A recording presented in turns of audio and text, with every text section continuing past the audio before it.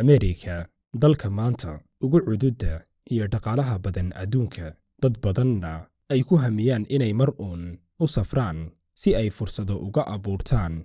Ka waran haddii aan ku dhaho qaaraddan si kadis ah ayaa loo ogaaday, ma jirin cid xog ka haysay. Safar u galay badmaaxa loo oran jiray Columbus, yoolkiisuna ahaa inuu helo waddo ka gaaban tii loo mari jiray Hindiya, ayaa si kadis ah u cagadhigtay qaaraddan. Bilowgiisii hore wuxuu mooday inuu yimid jasiirad ka tirsan Aasiya. Wuxuu ku soo noqday dalkii uu ka tegay, wuxuuna geeriyooday isaga oo aan ogayn jiritaanka qaaraddan.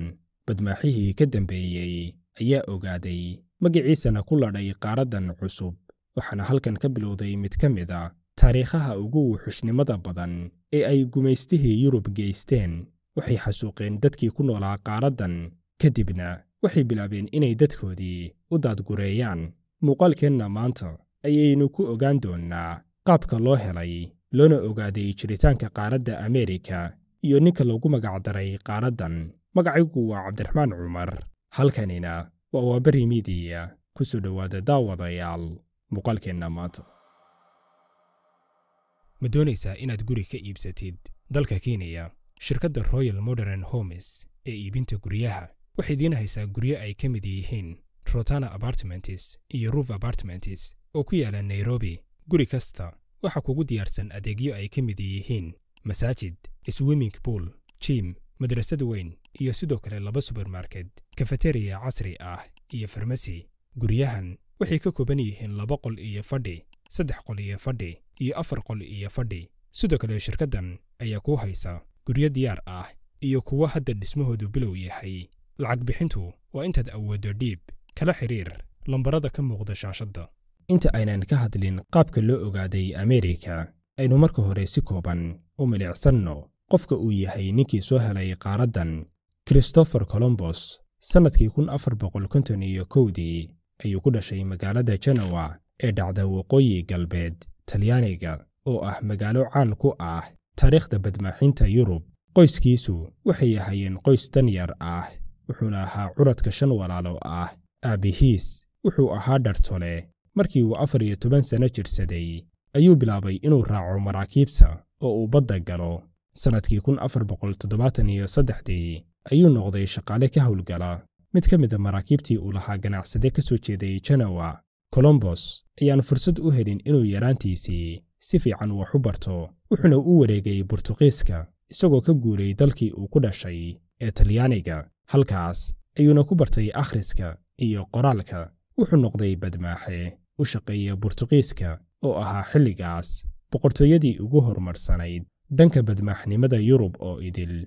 Waxayna sidoo kale ahayd dalkii ugu horeeyey Yurub ee ku dhiirada inuu soo sahmiyo dhulalkii aan weli la gaarin xilligaas ee ku yaalay badweynta. Wakhtigaas Columbus wuxuu ahaa naakhuude ka howlgala maraakiibta ganacsi ee Boortaqiiska, halkaas oo uu ka bartay dhammaan xirfadaha badmaaxnimada. Sidoo kale wuxuu ahaa qof aad u xiiseeya akhriska buugaagta juqraafiga iyo cilmiga xidigiska. Wuxuuna deganaa magaalada Lisbon, caasimadda Boortaqiiska oo ahayd xilligaas xarunta mashaariicda badmaaxnimo ee Yurub. Wuxuu markaas jiray 24 sano, isagoo la shaqaynayay walaalkiis ka yar si ay u naqshadeeyaan una daabacaan khariidadaha laga minguuriyo macluumaadka iyo sawir qoraalada ay keeni jireen badmaaxintii safarada ka soo noqnoqonayay. Sanadkii 1476 burcad badeed ayaa soo weerartay doontiisii kadibna qarqoomisay, laakiin Columbus ayaa ka badbaaday.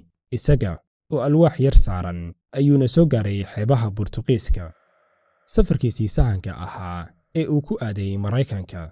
Sheekada safarkan waxay dib ugu noqonaysaa sanadkii 1492. Wakhtigaas aadamuhu weli ma ogaan wax la dhaho talaagad ama qaboojiye lagu kaydiyo hilibka. Sidaasi aawadeed waxaa la adeegsan jiray basbaaska iyo xawaashiyada si hilibka loo kaydiyo muddo dheer. Maadaama isha ugu weyn ee xawaashiyada uu ahaa dalka Hindiya, safaradii ganacsiga ee lagu aadi jiray dalkan waxay qaadan jireen wakhti dheer, iyagoo mari jiray hal dariiq oo keliya, kaasi oo ka bilaabanayay badda dhexe, sii marayay badda cas, kuna sii jeeday dalka Hindiya iyada oo loo marayo badweynta Hindiya. Christopher Columbus wuxuu ogaaday in waddadaasi aad u dheer tahay wakhti badanna ay qaadanayso safarka tegitaanka iyo soo noqoshada Hindiya. sidaasi aawadeed wuxuu ku qanciyey boqorkii Spain Fernand iyo xaaskiisii Isabella inuu ku guulaysan doono inuu gaaro Hindiya isagoo maraya waddo cusub. waddadan ayuu sheegay inay marayso badweynta Atlantiga kana wareegayso waddada Raja al Saleh, taasi oo ka hoosaysa qaaradda Afrika halkii laga mari lahaa dhinaca sare ee qaaradda Afrika oo ahayd waddadii horeyba la mari jiray.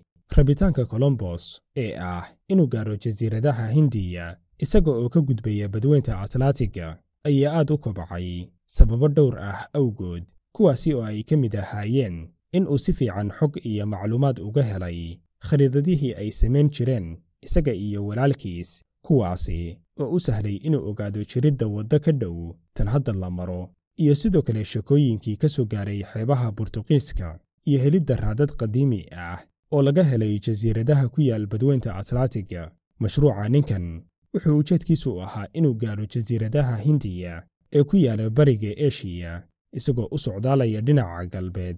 wuxuu go'aansaday inuu ku dhiirado safarkan isagoo adeegsanaya khariidadihii ugu casrisnaa xilligaas ee ay saynisyahanadu sameeyeen. sanadkii 1484 Columbus ayaa u soo bandhigay go'aankiisa uu ku doonayo safarkan boqorkii Burtuqiiska, wuxuuna ka codsaday inuu taageero fikraddan, laakiin boqorkan ayaa diiday inuu maalgeliyo mashruucan oo uu wali u arkeeyey. kadib wuxuu codsigiisii u gudbiyey boqorkii Spain bilowgii hore, isaguna wuu diiday, laakiin isku dayo badan kadib ayuu oggolaaday. 17 bishii afraad sanadkii 1492 inuu taageero qorshahan. Columbus wuxuu ka shiraacday dekedda Palos ee dhacday Spain ka hor waa bariga 3 Agosto isagoo wata 3 doomood oo kala xambaarsanaa sumado kala duwan oo kala ahaa Nina, Pinta iyo Santa Maria, wuxuuna ka gudbay badweynta Atlantiga. Columbus waxaa safarkan ku wehelinayay 120 badmaaxe. 10 bishii Oktoobar 1492 ayay gaareen qaaradda Ameerika, gaar ahaan jasiiradaha Antilles ee ku yaala bartamaha Ameerika. Columbus wuxuu si khaldan u qaatay inuu gaaray jasiiradaha Aasiya ee ku dhow dalka Hindiya, sidaasi daraaddeed wuxuu jasiiradahan ugu magacdaray Hindiyada galbeed.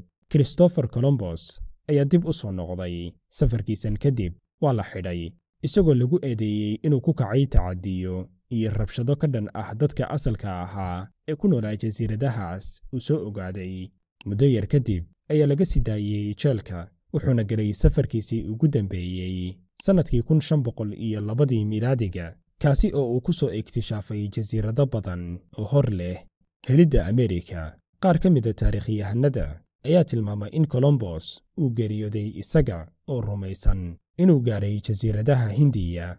10 sano ayuu ku bixiyey raadinta cid taageerta fikraddiisaas, haddana ma uusan hirgelin ujeedkiisa sababtoo ah waxa ku horgudbanaa qaarad ballaaran oo uusan garanayn waxa ay tahay iyo meesha loo dhaafayaba. sannado badan kadib, badmaaxo kale oo la oran jiray Americo Vespucci oo ka soo jeeday magaalada Florence ee dhacda Talyaaniga ayaa u safray gobolkaas cusub ee uu Columbus gaaray.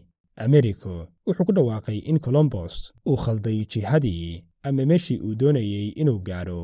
ninkan ayaa shaaciyey inuu helay qaarad cusub oo ka duwan Aasiya. badmaaxihii la oran jiray Americo ayaa ugu magacdaray qaaraddan cusub magaciisa una bixiyey qaaradda Ameerika. goortuna waxay ahayd sanadkii 1507 miilaadiga.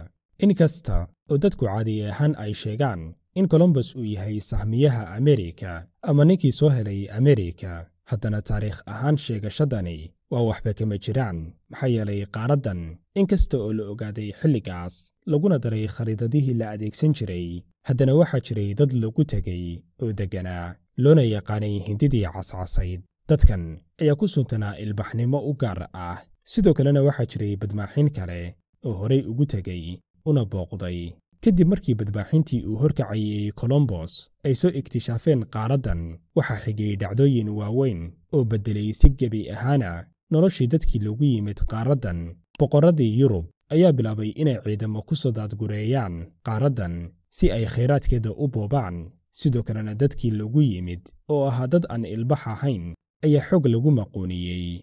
loona adeegsaday addoonsi ahaan qaybtoodna waa la dilay waxaa dhacday in maadaama dadkani ay ahaayeen kuwo go'doon ah oo aan cidna dhex gelin in ay ku dhex faafaan xanuuno aan horay uga jirin qaaraddan kuwaasi oo ay ka qaadeen ciidamadii yurubiyaanka ahaa ee jasiiradda yimid waxaana dadkii aan u dhiman seefta iyo xabaddii ciidamadan ay noqdeen kuwo u dhinta xanuunadan ugubka ku ahaa sannado yar gudahood waxay noqotay Ameerika qaarad ay degeen dad Yurubiyaan ah oo isaga kala yimid daafaha Yurub sidoo kale waxaa la keenay malaayiin Afrikaan addoonsi ahaan loo keenay si beeraha loogu fasho laguna dhiso qaaradan cusub waxaana sidaas ku samaysantay Ameerikada aynu maanta naqaan ee ay ku wada nool yihiin Yurubiyaanka iyo Afrikaan Ameerikaanku halka dadkii asal ahaan u dhashayna ay maanta intooda nool fara ku tiris yihiin intaas ayaynu ku soo gunaanadeennaa muuqaalkeenna maanta haddii uu ku qanciyey muuqaalku